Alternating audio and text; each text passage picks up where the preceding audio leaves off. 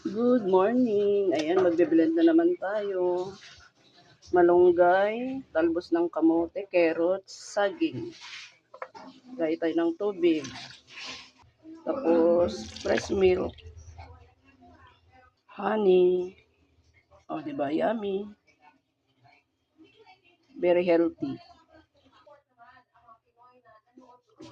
Ayan na. Ang ating sarap nito. Ne?